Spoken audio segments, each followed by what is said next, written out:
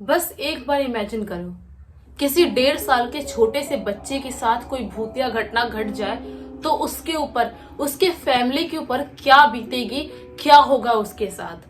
ये जो घटना घटी थी बहुत ही ज्यादा खौफनाक घटना घटी थी और बहुत सारे लोगों को ये फिल्मी घटना भी लग सकती है क्योंकि ये थी ही इतनी ज्यादा खौफनाक और इतनी यूनिक। सबसे पहले मैं उस लड़के का नाम बता देती हूँ जिसके साथ ये घटना घटी थी। अभिषेक नाम का लड़का है जिसके साथ ये घटना घटी थी जब वो सिर्फ 1.5 साल का था और अभी वो अपनी लाइफ में बिल्कुल मस्त है, उसकी लाइफ में कोई प्रॉब्लम नहीं है। वो एक मिमिक्री आर्टिस्ट बन चुका है और एमपी के मंडला में रहता है, अपनी जिंदगी बहुत खुशहाली से जी रहा है। लेकिन क्या हुआ था उसके साथ जब वो 1.5 साल का बच्चा था, कैसे हुआ था, क्या हुआ था, क्यों हुआ था, सब कुछ बिल्कुल आप लोगों को मैं स्टार्टिंग से बताती हूँ। ये जो अभिषेक है, सबसे पहले इसकी मम्मी और पापा की बात करते हैं। इसकी मम्मी का नाम सुषमा है और इसके पापा का नाम पता नहीं, यहाँ पे सुरेश रख देते हैं। तो क्या होता है कि ये दोनों बहुत ज्यादा खुश थे, सुषमा और सुरेश दोनों बहुत ज्यादा खुश थे। उनकी शादी हुई थी, शादी के कुछ साल बाद, कुछ साल तक ये अभिषेक था वो नहीं हो पा रहा था, उनके बच्चे नहीं हो पा रहे थे। कुछ साल बाद इनका घर पे अभिषेक पैदा होता है तो घर में एक खुशी का बहुत अच्छा माहौल बन जाता है। सब लोग बहुत खुश थे, सुषमा भी बहुत खुश थी, सुरेश भी बहुत खुश थे, उनके फैमिली वाले भी बहुत खुश थे, सब लोग बहुत इंजॉय कर रहे थे, सबको बहुत मजा आ रहा है। घर में हमारा फाइनली छोटा सा एक बच्चा आ गया। जब अभिषेक पैदा ही हुआ था ना, उसके बाद से ही अभिषेक की मम्मी की बहुत ज्यादा तबीयत खराब होने लगी थी, यानी कि सुषमा जी की इतनी तबीयत खराब होने लगी थी कि इसको समझ में नहीं आ रहा था कि इतनी इनकी तबीयत खराब क्यों हो रही है। उसके 1.5 साल होते होते तक जो सुषमा जी है उनकी तबीयत इतनी ज्यादा बिगड़ गई, इतनी ज्यादा बिगड़ गई कि अचानक से उनकी मृत्यु हो जाती है। जब उनकी मृत्यु होती है तो पूरे घर वाले, पूरे खानदान वाले सब शॉक्ड हो जाते हैं कि मतलब इतने छोटे बच्चे की माँ की मृत्यु हो गई, इतने छोटे बच्चे को कौन संभालेगा, क्या होगा बच्चे का, कैसे हम लोग सब कुछ मैनेज करेंगे। जो अभिषेक के दादा दादी है, जो भी उनके घर वाले हैं, वो लोग सोचते इतने छोटे बच्चों को हम अकेले कैसे संभालेंगे। उसकी माँ होती तो जैसा संभाल सकती, जितना प्यार दे सकती थे हम कैसे देंगे। सबके लिए एक शोक का माहौल हो चुका था उनके घर पे, लेकिन अब कुछ नहीं कर सकते, आने जाने वाले को कोई नहीं रोक सकता। तो होता क्या है, जो सुषमा जी की बहनें थी ना, वो उनके घर पे आती, सुनती कि मेरी मतलब हमारी बहन की ये हालत हो गई, उनकी मृत्यु हो गई है। तो सुषमा जी की 3 बहनें थी और उनके माता पिता आते हैं सुषमा जी के ससुराल में, यहाँ पे जाओ अभिषेक का दादी का घर था, दादा दादी का घर था, वहां पे आते हैं और जो भी उनकी काम क्रिया होती है सब कुछ खत्म करते हैं। जो भी उनका होता है सब कुछ खत्म करने के बाद जो अभिषेक था उसको उसके नाना के घर लेके चले जाती है। जो मौसियां होती है ना, अपने मौसी लोग अपने घर लेके चले जाते हैं कि हम लोग उसको पाल पोस के बड़ा करेंगे, हमारी बहन नहीं तो क्या हुआ, बहन के बच्चे को हम लोग संभाल सकते हैं। वो लोग लेके चले जाते अपने घर पे और जो अभिषेक था अपने नाना ने घर पे अच्छा खासा पल रहा था, उसकी जिंदगी धीरे धीरे कट रही थी और जो घर वाले थे वो भी धीरे धीरे गम भुलाने की कोशिश कर रहे थे। जो सुषमा की मृत्यु वाले गम था वो भुलाने की कोशिश कर रहे थे, लेकिन जो अभिषेक के पापा थे, जो सुरेश जी थे, वो बिल्कुल भी नहीं भुला पा रहे थे। जो सदमा था ना उनके यहाँ पे लग चुका था कि मेरी पत्नी की मृत्यु कैसे हो गई, मेरे बच्चे का कौन क्या होगा, मेरे बच्चे को कौन संभालेगा।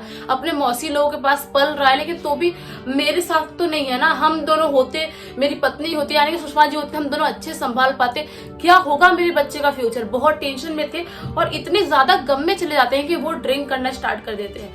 बहुत ड्रिंक करते थे, बहुत ड्रिंक करते थे, किसी से बात नहीं करते थे, अलग ही गुमसुम बैठे रहते थे, बहुत डिप्रेशन में चले गए थे और रोज वो ड्रिंक करते थे और जहाँ पे कब्र थी ना सुषमा जी की, वहां पे जाके बैठते थे रात में, वहीं पे बैठ के उनसे पता नहीं क्या क्या बात करते थे और वहीं पे कब्र में ही, कब्रिस्तान में ही रात में सो जाया करते थे। जो सुरेश थे वो सबको समझ में नहीं आ रहा था कि आखिर ये चल क्या रहा है। वो दफनाए थे, पता नहीं कैसे दफनाए थे, कुछ लोग घर पे दफनाते होंगे शायद, हो सकता है, लेकिन मुझे नहीं पता, ऐसा लिखा है स्टोरी में इसलिए मैं बता रही हूँ। तो लोगों को समझ में नहीं आ रहा था कि इसका जो फैमिली वाले थे सुरेश जी के, उनको समझ में नहीं आ रहा था कि हमारे बच्चे का होगा क्या, ऐसे डिप्रेशन में रहेगा, इतना ड्रिंक करता रहेगा तो कैसे काम चलेगा, उसके फ्यूचर का क्या। अभी बहुत यंग है, उसका छोटा सा बच्चा है, दूसरी शादी भी कर ले तो शायद बच्चे को संभालने वाली दूसरी माँ तो आ जाएगी। देखिए सुरेश जी बिल्कुल भी तैयार नहीं थे दूसरी शादी करने के लिए, लेकिन उनकी जिंदगी वैसी डिप्रेशन में जा रही थी। अभिषेक अपने नाना नानी के घर पे पल बढ़ रहा था, लेकिन तभी अचानक से उसके नाना नानी के घर पे कुछ अजीबोगरीब एक्टिविटी चालू हो जाती है जिसके बारे में किसी ने कभी इमेजिन भी नहीं किया था क्या शुरू होती है मैं बताती हूँ। ये लोग रात में सो रहे होते थे, अचानक से ऐसा लगता था छत पे कोई जोर जोर से चल रहा है, किसी की बात करने की आवाज आ रही है, किसी के गाना गाने की आवाज आ रही है। ये जो हो रहा था ना वो रोज रोज हो रहा था। एक दिन जो मौसी लोग थी क्या डिसाइड करती है कि अपन जाके देखते रातें भला कि अपने छत पे कौन आके ऐसे गाना वाना गाता है, कौन आके हमारे घर में रह रहा है। ये लोग जाते हैं छत पे चेक करने के लिए, छत पे चेक करते हैं तो वहां पे कोई भी इंसान नहीं था। ये लोग शॉक्ड हो गए थे कि मतलब कौन घूम फिर रहा है, क्या चल रहा है हमारे घर पे। और ये लोग रात में सो रहे होते थे, अचानक से ऐसा लगता था कि किचन से कुछ गिरने की आवाज आई, इनके घर में किसी के कदमों की आवाज आती थी, जैसे कोई चल फिर रहा है हमारे घर में, कोई घूम रहा है, ऐसी ऐसी आवाज आती थी। तभी इसकी जो अभिषेक की मौसी लोग हैं वो याद करती हैं कि हमारी बहन ने बोला था कि मैं मरने के बाद भी अपने बेटे से मिलने जरूर आऊंगी। तो हो सकता है उसकी माँ आती होगी, अपने बच्चे के ऊपर दूर से नजर रखती होगी। बहुत सारी औरतें ऐसा करती हैं, बहुत सारी औरतें जो जिनके बच्चे छोटे रहते हैं उनकी अगर मृत्यु हो जाती है तो अपने बच्चों से मिलने आया करती हैं। बहुत सारी औरतें ऐसी होती है तो उनको ऐसे ही लगता है, तो वो लोग इतना माइंड नहीं करते। लेकिन बात तब बिगड़ जाती है जब ये इसके जो नाना नानी के जो पड़ोसी था एक आदमी, उसके साथ कुछ बहुत ही ज्यादा खौफनाक घटना घटती है। क्या घटना घटती है ये जरूर सुनना। क्या होता है कि जो नाना नानी के पड़ोस में एक आदमी रहता था, वो रात के टाइम में अपने खेत से कहीं से कुछ काम वाम करवा के आ रहा था। उसके हाथ में एक टॉर्च भी था, वो टॉर्च लेके आ रहा था। तभी उसे अचानक से ये जो अभिषेक के नाना नानी के घर है ना, उधर से किसी घुर्राने की आवाज आती है। कुछ अजीबोगरीब घुर्राने की आवाज आती है, जैसे कोई बहुत ही भयानक आवाज में घुर्रा रहा हो। वो ऐसे टॉर्च से चारों तरफ लाइट ऐसे मार के देखने की कोशिश करता है कि कौन है इधर, कौन है कौन है। उसको कोई भी दिखाई नहीं देता है। वो वापस से जाना स्टार्ट करता है अपने घर की तरफ। वो आदमी वापस से उसे बहुत जोर से घुर्राने की और अजीब सी गुनगुनाने की ऐसा टाइप कुछ आवाज आती है। वो सोचता है कि मतलब ये कैसी आवाज है। घुराने की आवाज तो मेरे को लग रहा था कोई जंगली जानवर, कुत्ता कोई तो होगा जिसकी आवाज होगी, लेकिन ये जो आवाज अभी आई वो कैसी आवाज थी। वो चारों तरफ वापस से टॉर्च मार के देखने की कोशिश करने लगता है। जो इसके अभिषेक के नाना नानी का छत था, उसके ऊपर जैसे ही वो टॉर्च मारता है बिल्कुल हक्का बक्का रह जाता है। क्या देखता है वो, छत के ऊपर एक बहुत ही लंबी औरत खड़ी है। उसने ब्लैक कलर की साड़ी पहन के रखी है। उस औरत की हाइट कम से कम 6'4'5" तक तो होगी ही। इतनी लंबी कोई औरत कैसे हो सकती है, पहले तो वो देख के शॉक्ड हो जाता है। और जो उस औरत के बाल थे बहुत ही ज्यादा लंबे घने लहराते हुए दिखाई दे रहे थे। वो टॉर्च उसके फेस के ऊपर लाता है तो क्या पाता है कि उस औरत का तो फेस क्लियर समझ में आ ही नहीं रहा है। ऐसा लग रहा है उसका फेस ना हो, कोई राख हो। जैसे राख होता है, लकड़ी का राख या किसी के चिता का राख या कुछ भी होता है, वैसा कोई राख जैसा उसका फेस दिखाई दे रहा था। और जो उसकी आंखें थी बिल्कुल काली, एकदम गहरी काली दिखाई दे रही थी, ऐसे जैसे सिर्फ आंख हो और फेस पूरा राख राख हो। वो जो ये मंजर देखता है ना, वो आदमी जो पड़ोसी, इसके नाना नानी के पड़ोसी, वो वहीं पे गिर जाता है धड़ाम से। जब गिरता है तो बहुत ज्यादा डर जाता है, सोचता है कि अगर मैं यहाँ पे रह गया, अगर यहाँ पे तो वो औरत ने मेरे को देख ली, शायद हो ना हो वो चुड़ैल है, उसने अगर मेरे को देख ली तो मैं शायद बचने वाला नहीं हूँ। वो अपना टॉर्च और छोड़ता है और वहां से पहली फुर्सत में भागना स्टार्ट करता है। भागते भागते सीधा अपने घर पे जाता है। अपने घर का दरवाजा बंद करके बजाता है और घर का दरवाजा बजाता है। घर वाले जब दरवाजा खोलते हैं तो सीधा अपने घर में जाके गिर जाता है। घर वाले पानी वानी छिड़कते हैं फेस पे, पानी वानी पिलाते हैं और पूछते हैं क्या हुआ, मतलब ऐसी तुम्हारी हालत कैसे हो गई। तो अपने घर वालों को सारी बातें बताता है। घर वाले बिल्कुल शॉक्ड हो जाते हैं, बिल्कुल सदमे में चले जाते हैं। सोचते हैं कि मतलब कि क्या बात कर रहे हो, उनके घर पे कोई चुड़ैल कैसे दिखाई दे सकती है, मतलब क्या है ये अपन को चल के उनके घर पे कल बात करनी पड़ेगी। वो लोग सतर्क नहीं होंगे तो उनके साथ भी कुछ प्रॉब्लम हो सकती है। उनके छत पे घूम रहे, मतलब कुछ तो तकलीफ हो सकती है उनको, यानी कि अभिषेक के नाना नानी घर पे। तो ये लोग कैसे कैसे करके जो पड़ोसी लोग थे अपनी रात बिताते हैं। और सुबह होते ही ही, ये सुबह के 7:30-8 बजे के करीब, ये अभिषेक के नाना नानी के घर पे आता है। वो आदमी नॉक करना स्टार्ट करता है दरवाजा। घर पे जो इसकी सबसे छोटी मौसी थी वो दरवाजा खोलती है और पूछती है क्या हुआ अंकल। वो आदमी थोड़ा ज्यादा उम्र में था, तो वो आदमी बोलता है कि जल्दी सब लोग मेरे पास आओ, अपनी मम्मी को बुलाओ, पापा को बुलाओ, अपनी सब बहनों को बुलाओ और सब लोग आओ, मैं तुम लोग से कुछ जरूरी बात करना चाहता हूँ। सोचती है क्या जरूरी बात करना चाहते हैं। सब लोग को आवाज लगा के बुलाती है, छोटी सबसे छोटी मासी थी वो, सब लोग आते हैं। उसके बाद वो आदमी सारी बातें, मतलब जितनी बातें सारी बातें उन लोगों को बता देता है। तो घर वाले बहुत ही ज्यादा टेंशन में आ जाते हैं, बोलते हैं कि कुछ दिनों से हमको आवाज तो आती थी हमारे छत से, यही 1-1.5 हफ्ते से हमको रोज आवाज आ रही थी, कोई तो छत पे चल रहा है, कुछ तो एक्टिविटी हो रही है। हमारे घर पे भी किसी को कदमों की आवाज आती थी, मतलब हम लोग इग्नोर कर रहे थे। लेकिन ये जो है आप बता रही है तो बहुत ज्यादा शॉकिंग है, मतलब क्या प्रॉब्लम है ये। तो वो आदमी बोलता है जितना हो सके अपना जो छोटा बच्चा है अभिषेक उसको संभालो और आप लोग पूजा पाठ करो घर पे, और थोड़ा बहुत पॉजिटिविटी घर पे रखो, पॉजिटिविटी रहेगा तो शायद वो आत्मा आपके घर पे एंटर नहीं कर पाए। वो लोग बोलते हैं हाँ भाई साहब, मतलब उसकी नानी बोलते हैं अभिषेक की हम लोग ऐसे ही करेंगे भाई, हम लोग बच के रहेंगे। अब से जो अभिषेक था उसके ऊपर निगरानी बढ़ जाती है, उसकी तीनों मासियां उसका बहुत ख्याल रखने लगती है, जो नाना नानी थे वो भी बहुत ख्याल रखने लगते हैं। 1 मिनट के लिए भी अभिषेक को छोड़ते नहीं थे कि कहीं पे उसको अकेले छोड़ दे। उनको ये डर था कि हो ना हो इसकी माँ इससे मिलने आती है, यानी कि सुषमा जी अभिषेक से मिलने आती है। सब लोग सोचते हैं कि अगर आती है वो तो प्रेत योनि में चली गई है, अगर कुछ प्रॉब्लम करती है अपने बच्चे को या अपने पास लेके जाना चाहिए तो हमारा क्या होगा, हम इतने टाइम से पाल पोस रहे हैं और छोटे बच्चे के साथ इतना गलत होते तो नहीं देख सकते हम लोग। वो लोग बहुत निगरानी रख रहे थे। 1-2 हफ्ते तक इनके घर पे जो एक्टिविटी पहले हो रही थी ना वो पूरी तरह से बंद हो जाती है, पूरी तरह से बंद हो जाती है।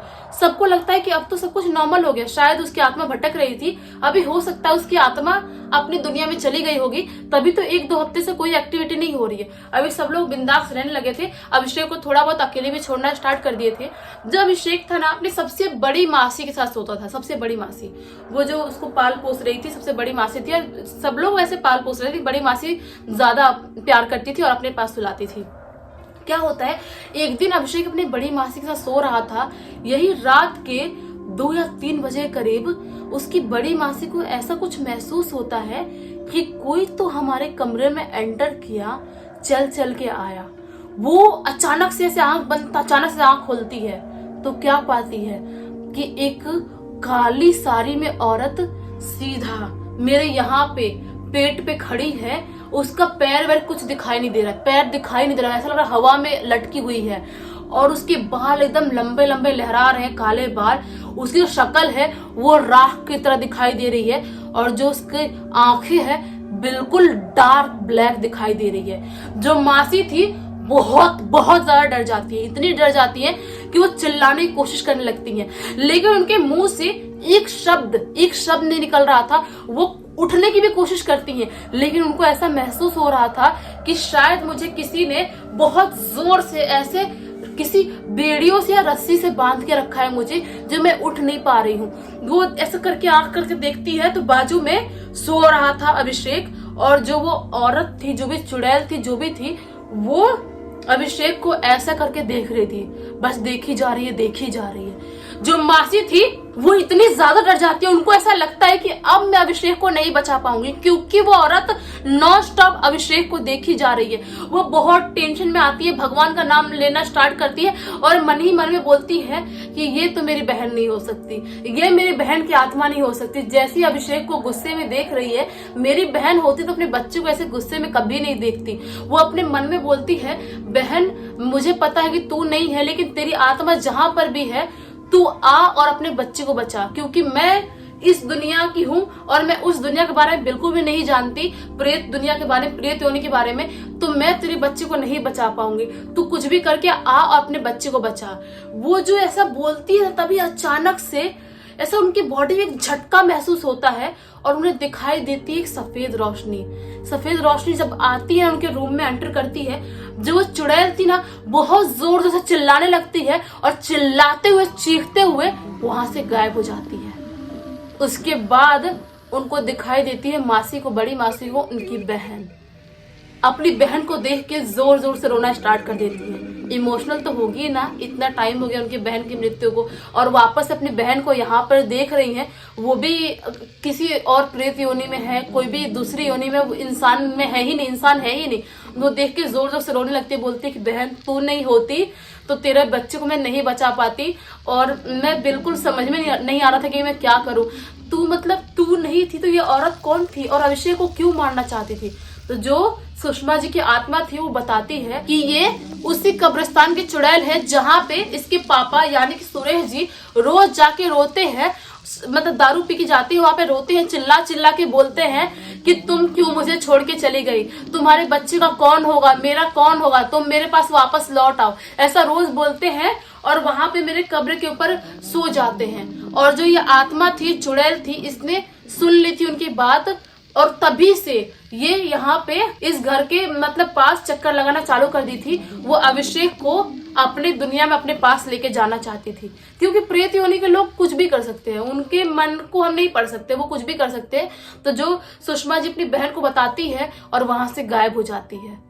उसके बाद जाके उनके घर पे ऐसी कोई भी एक्टिविटी नहीं होती है। अभिषेक हो जाता है 10 साल का, 10 साल होते तक उसके घर पे कोई भी ऐसी एक्टिविटी नहीं होती है। लेकिन अभिषेक के 10 साल होने के बाद उसके साथ एक बहुत चौंका देने वाली घटना होती है जिसके बारे में उसने कभी इमेजिन भी नहीं किया था। क्या होता है, जो अभिषेक है ना, वो कहीं पे गिल्ली डंडा बाहर खेल रहा था, वहीं पे मंडला में ही कहीं पे खेल रहा था, तभी उसे अचानक से एक औरत उसकी तरफ आती हुई दिखाई देती है। वो औरत आती है और उसके सिर पे ऐसे हाथ फेरती है और बोलती है, बेटा मैं जा रही हूँ, तू अपना ख्याल रखना।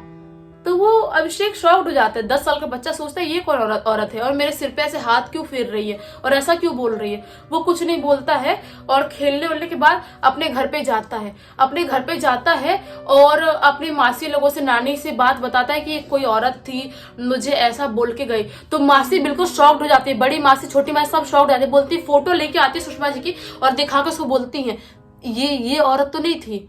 वो बोलता है, हाँ यही औरत थी। कौन है ये औरत? तो वो बताते हैं वो लोग कि ये तेरी माँ है जिनकी मृत्यु हो चुकी है, हमने तेरे को कभी बताया नहीं थे। शायद उनकी आत्मा प्रेत योनि से उनको मुक्ति मिल रही थी, इसीलिए आखिरी बार तो उसे मिलने आई थी और मिलके चली गई। मतलब सोचो, ये जो घटना थी बिल्कुल एक फिल्मी घटना जैसी थी। लेकिन एक बार आप इमेजिन करो, किसी के साथ ऐसा कुछ हो तो उसके ऊपर क्या ही बीतेगा, मतलब क्या बीतेगा उसके ऊपर। लेकिन अभी अभिषेक बिल्कुल अपनी लाइफ में खुश है। जैसे मैं स्टार्टिंग में बताया, अभी वो एक मिमिक्री आर्टिस्ट है और मंडला का नाम रोशन कर रहा है, अपने मासी लोगों का नाम रोशन कर रहा है, उसका यूट्यूब चैनल भी है और अभी बहुत खुश है। और मैं आप लोग बताती हूँ ये स्टोरी किसने लिख के भेजा था। ये स्टोरी सागर नाम के लड़के ने लिख के भेजा था और सागर को उसकी मासी और अभिषेक ने ही ये कहानी बताया था। और वो अभिषेक और उसके घर वाले चाहते थे कि ये स्टोरी आप लोगों के पास जाए।